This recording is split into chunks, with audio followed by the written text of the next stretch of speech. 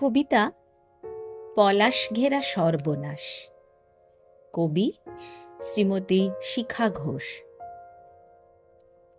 এক ফাগুন পূর্ণিমা রাতে তোমার ডাক এসেছিল। মনের সব দ্বিধা দ্বন্দ্ব কাটিয়ে পৌঁছতে অনেক দেরি হলো। লাল সুরকি বিছানো পথ ঢাকা ছিল হলদে কনক চূড়ায়।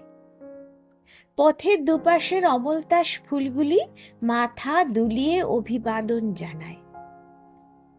দূর থেকে ভেসে আসা পিক কুহুতান চমকে দেয় আনমনা আমাকে।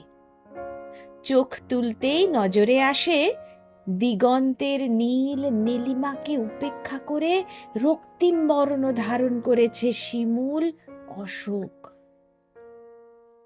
দুয়ার প্রান্তে পৌঁছতেই মধুমালতীর সাদর আলিঙ্গন, ভ্রমর গুঞ্জন জানায় স্বাগত সম্ভাষণ। কক্ষটি সাজানো ছিল নানান ফুল সম্ভারে। শয্যাটি বিছানো ছিল রুদ্র পলাশ পাড়ের হলুদ পলাশ চাদরে। আমার পলাশ প্রীতি তুমি জানতে, তাই ঘর ভরা ছিল পলাশ আতিশয্য। পেয়ালা ভরা ছিল পলাশ অমৃত সুধায়, যা তুমি পান করাতে চেয়েছিলে আমায় নিজ হাতে।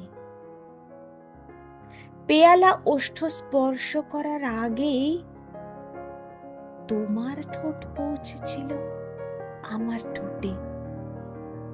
ঘটেছিল অঘটন, বোঝা গিয়েছিল সর্বনাশ শুধু চৈত্র মাসেই ঘটে না।